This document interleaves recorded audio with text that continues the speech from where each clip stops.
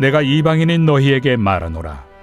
내가 이방인의 사도인 만큼 내 직분을 영광스럽게 여기노니 이는 혹 내 고륙을 나무쪼록 쉬게 하게 하여 그들 중에서 얼마를 구원하려 함이라. 그들을 버리는 것이 세상의 화목이 되거든 그 받아들이는 것이 죽은 자 가운데서 살아나는 것이 아니면 무엇이리요. 제사는 처음 익은 곡식가루가 거룩한즉 떡덩이도 그러하고 뿌리가 거룩한즉 가지도 그러하니라. 또한 가지 얼마가 꺾이었는데 돌 감람나무인 내가 그들 중에 접붙임이 되어 참 감람나무 뿌리의 진액을 함께 받는 자가 되었은즉 그 가지들을 향하여 자랑하지 말라. 자랑할지라도 내가 뿌리를 보존하는 것이 아니요 뿌리가 너를 보존하는 것이니라. 그러면 내 말이 가지들이 꺾인 것은 나로 접붙임을 받게 하려 함이라 하리니 옳도다. 그들은 믿지 아니함으로 꺾이고 너는 믿음으로 섰느니라. 높은 마음을 품지 말고 도리어 두려워하라. 하나님이 원 가지들도 아끼지 아니하셨은즉 너도 아끼지 아니하시리라. 그러므로 하나님의 인자하심과 준엄하심을 보라. 넘어지는 자들에게는 준엄하심이 있으니 너희가 만일 하나님의 인자하심에 머물러 있으면 그 인자가 너희에게 있으리라. 그렇지 않으면 너도 찍히는 바 되리라. 그들도 믿지 아니하는데 머무르지 아니하면 접붙임을 받으리니 이는 그들을 접붙이실 능력이 하나님께 있습니다. 내가 원 돌 감람나무에서 찍힘을 받고 본성을 거슬러 좋은 감람나무에 접붙임을 받았으니 원 가지인 이 사람들이야 얼마나 더 자기 감람나무에 접붙이심을 받으리야. 자, 오늘 이 로마서 11장의 본문의 말씀은 이제 사도 바울이 이제 이방인의 사도로 부름받은 상황에서 동족인 유대인들이 여전히 예수님을 거부하고 그래서 이들도 구원받아야 되는데 어떻게 해야 되나 하는 아주 강렬한 안타까움을 갖고 이제 믿음의 권면과 또 신앙의 고백을 하는 장면이 소개가 되고 있습니다. 자, 먼저 오늘 13절에 보면 사도 바울은 이렇게 얘기를 합니다. 내가 이방인인 너희에게 말하노라. 내가 이방인인 사도인 만큼 내 직분을 영광스럽게 여긴다. 여러분 마음 같으면 사도 바울은 유대인의 사도로 나서고 싶은 마음이 많이 있었을 것입니다. 예전에는 같은 동족 중에서라도 예수를 믿는 자들을 잡아들이고 아주 핍박을 했었거든요. 근데 하나님께서 그런 사도 이제 바울에게 찾아오셔서 그를 변화시키시고 이제 그를 이방인의 사도로 세우셨죠.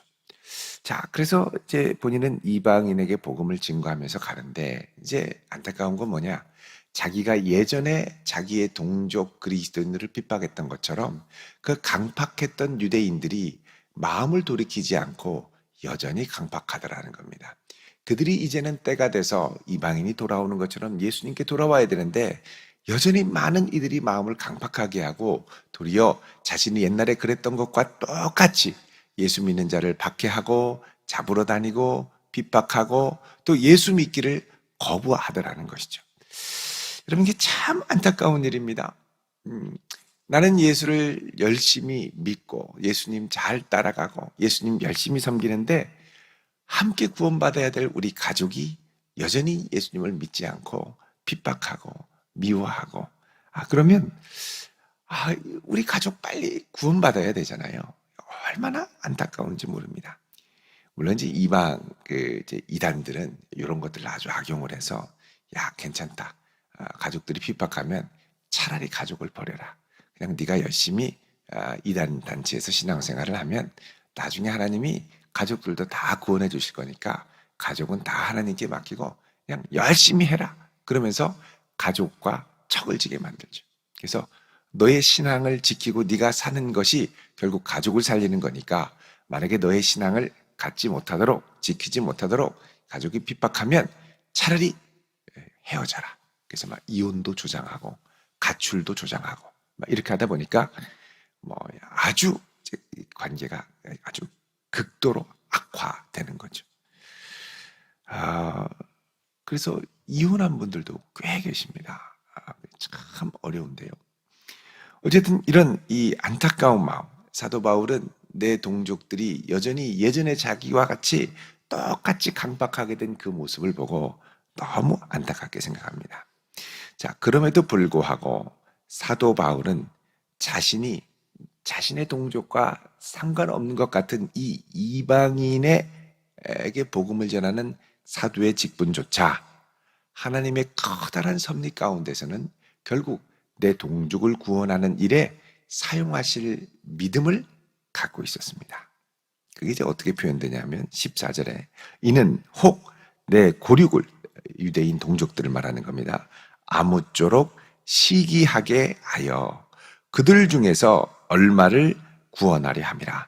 자, 사도 바울은 자신의 이방인에게 복음을 전하는 이 일을 통해서라도 유대인들이 보고 아니 저들도 하나님을 경외하고 하나님을 믿네, 구원을 받았네, 어떻게 저 이방인들이 저렇게 할 수가 있어, 이건 말도 안 돼, 이러면서 저들이 믿는 예수님을 우리도 그러면 한번 뭔지 좀 관심을 갖고 들어보자, 이런 식으로 시기하게 하고 또 이게 뭐라 그럴까요, 질투나게 해서 결국은 예수님께로 돌아올 수 있는 계기가 되지 않겠느냐. 그래서 그들 중에서 하나님께서 얼마를 구원하지 않으실까. 얼마라는 말은 어느 정도인지는 모르는 겁니다. 하나님의 능력에 맡기는 겸손한 표현이죠.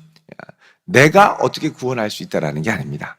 하나님께서 그들을 시기나게 하셔서 그들 중에 구원을 하실 것이다 라는 것이죠. 그러니까 나의 직분도 이방인을 향한 직분도 그 사역을 잘 감당하다 보면 결국 하나님께서 이것을 돌고 돌아서 우리 동족들을 구원하는 역사를 이루실 것이다 라는 겁니다.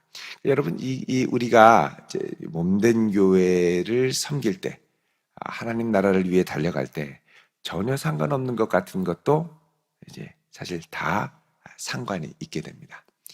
저는 종종 이제 교사분들에게 한 부서에만 너무 오래 있지 말고 필요하면 다른 부서도 가보고 또 2년, 4년, 6년 이렇게 지나면 또 다른 곳에 가서도 또 섬겨 보십시오. 이렇게 이야기를 합니다. 그렇게 얘기를 하면 다른 부서 가면 또 새로 적용해야 되잖아요. 그러니까 다른 부서, 이제 막 이 부서에 내가 익숙해졌는데 또 어디를 가라고 하는 말이냐. 그래서 다른 부서 가면은 큰일 나는 줄 압니다. 저를 다른 부서 가라고 하는 것은 목사님 교회 나가라고 하는 말과 같아요. 뭘 교회 나가라고 하는 말과 같아요. 그렇게 하는 이유 중에 하나는 교회 구석구석을 잘 돌보고 이해할 수 있도록, 또 많은 세대와 성도들을 이해하고 품을 수 있도록 하기 위함이죠. 물론 본인의 잘 봉사하는 영역이 있어서 그곳에서 열심히 그들을 잘 섬길 수 있으면 좋지요. 또 그것을 우직하게 지키는 것도 참 필요합니다. 근데 다양하게 돌보고 다양하게 살펴볼 수 있다면 훨씬 더 많은 이들과 연결이 될 수 있고 또 많은 성도들을 섬기는 것을 우리가 배울 수가 있죠. 그래서 때로는 중학생들도, 때로는 유치부도, 때로는 아동부도 이렇게 해서 좀 이렇게 다양하게 교회를 구석구석 경험해 볼 필요가 있습니다. 자, 그러면은 그게 이제 어떻게 되느냐? 결국 돌고 돌아서 나중에 2년, 4년, 10년이 지나면 다 연결이 되죠. 다 연결이. 어떤 분에게는 제가 이렇게 해서 이번에는 좀 다른 부서를 경험해 보시면 어때요? 좀 교회 전체를 좀 이해할 수 있도록 그렇게 얘기를 하면, 목사님 그러면 저 다 내려놓을 겁니다. 그런 말씀하지 마세요. 이렇게 얘기하시는 분들이 계세요. 이게 제가 그만두라고 하는 말이 아니라 두루두루 보며 두루두루 이해하며 두루두루 넓게 교회를 한번 섬겨보십시오, 이런 말이죠. 사도 바울도 이런 관점을 가졌던 것 같습니다. 내가 지금 이방인, 내 동족도 구원하지 못했는데 내가 이방인을 위해서 지금 내가 하는 게 이게 뭐란 말이냐? 차라리 다 때려치고 그냥 오직 내 동족 구원하는 거에만 집중을 해야 되겠다, 이런 생각을 충분히 할 수 있죠. 그런데 하나님께서는 사도 바울에게 동족들을 구원하지 말고 이방인을 구원하라고 하셨습니다. 실제로 사도 바울은 사도행전에 보면 자기 동족을 구원하기 위해서 기회만 되면 어떻게든 가서 동족들을 구원하려고 이 유대인들에게 형제들아 내 말을 들어봐라, 그리고 자기가 예수님 만난 간증도 하고 하죠. 근데 간증만 하면 유대인들이 막 흥분하고 입에 거품을 물고 저놈을 죽여라, 그리고 돌을 던지고, 사도 바울이 얘기하려면 듣기 싫다, 그리고 귀 막고 달려들고, 이러니까 사도 바울이 동족들에게 이게 복음을 전하는 게 너무 어려운 거예요. 그래서 결국은 어떻게 되냐, 동족들한테 돌 맞고, 동족들이 막 소위를 일으켜서 붙잡히고, 그래서 로마가 와가지고 사도 바울을 딱 잡아들여가지고 보호하지 않습니까?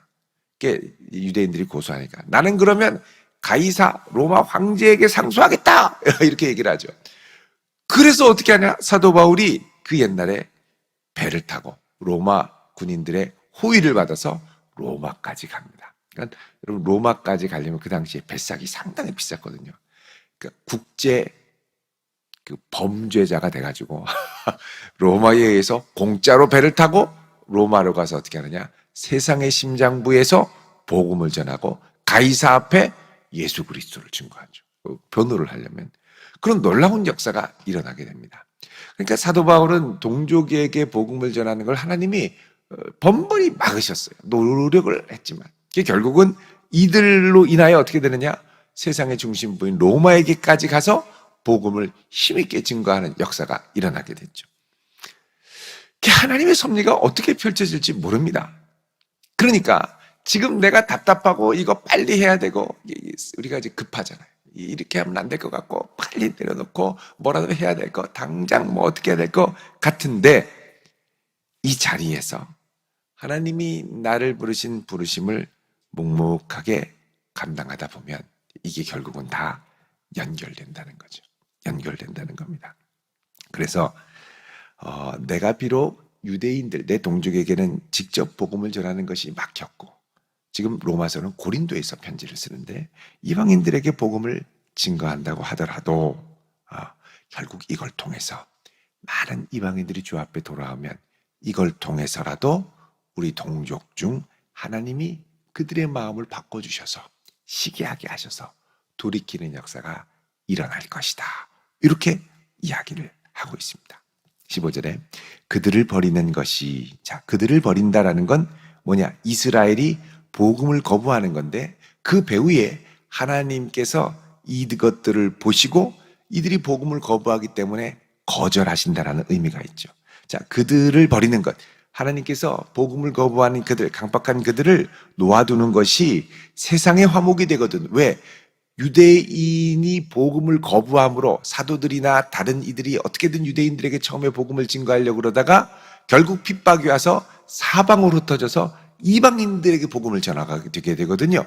예루살렘에 핍박이 오니까는 사방에 흩어져 가지고 그 다음부터 뿔뿔이 흩어져서 전 세계에 복음이 증거되고, 이걸 통해 온 세상이 주님께 돌아오는 역사가 일어납니다. 그래서 그들을 버리는 것, 그들이 하나님을 거부하고 하나님께서 그들을 당분간 그러면 너희들을 그냥 놔두겠다 하고 이제 이들이 복음을 거부함으로 말미암아 그들을 그리스도께 돌아오지는 것을 허락하지 않으시고, 그래서 대신 온 세상에서 복음을 전해서 이 온 세상이 주님 앞에 돌아오는, 이게 이제 세상의 화목이다, 이렇게 얘기를 합니다.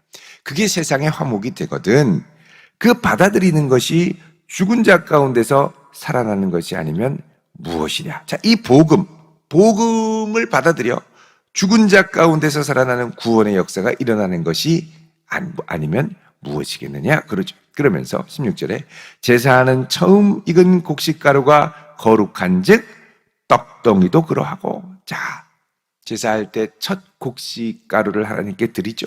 그리고 그 곡식가루 중에 이제 반죽을 해서 떡을 만듭니다. 자, 그러면은 처음 익은 곡식가루가 거룩하면 그걸로 만든 떡도 거룩하게 되고, 또 뿌리가 거룩하니까 가지도 거룩하게 된다. 여러분, 이사야 6장에 보면 이제 이스라엘을 이제 그 밑둥이 잘려나간 구루터기로 비유합니다. 다 구루터기로 잘려나가는데 그 구루터기에서 싹이 난다 그러죠. 그게 이제 가지 사람 예수 그리스도를 이제 예언을 하는 것으로 등장합니다. 자, 그래서 이 뿌리가 거룩하면 이 뿌리로부터 올라온 가지도 그렇다라고 하면서 이 가지를 감람나무, 올리브 나무에 비유해서 얘기를 합니다. 17절에 보면 또한 가지 얼마가 꺾였는데 돌감람나무인 내가 그들 중에 접붙임이 되어 참감람나무 뿌리의 진액을 함께 받은 자가 됐다. 자, 돌감람나무는 야생에서 자라는 감람나무고요. 참감람나무는 주로 가정에서 이제 그 감람나무, 올리브 나무니까요. 올리브 열매를 수확해서 이걸로 기름을 짜고 활용하기 위해서 키우는 이제 과수에 해당하는 감람나무죠. 근데 가지가 꺾였는데 야생 감람나무를 갖다가 접붙인다는 겁니다. 그러면 참 감람나무로부터 뿌리에서 진액이 올라오니까 결국은 야생 감람나무가 이 참 감람나무의 수액을 받아서 살아나고 아름답게 열매도 맺히게 된다는 것이죠. 18절에 너희는 뭐냐? 참 감람나무 뿌리의 진액을 받아 살아나는 자가 됐다.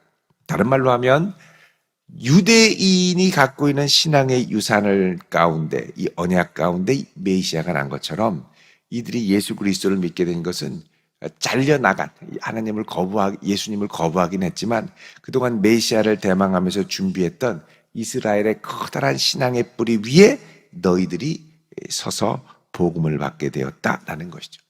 마찬가지로 우리도 예수님을 믿고 복음을 받을 때를 보면 유대인, 이방인, 그 이방인이 인도와 중국에 가서 복음을 전하고 중국에서 또 우리나라로 복음이 넘어오게 되죠.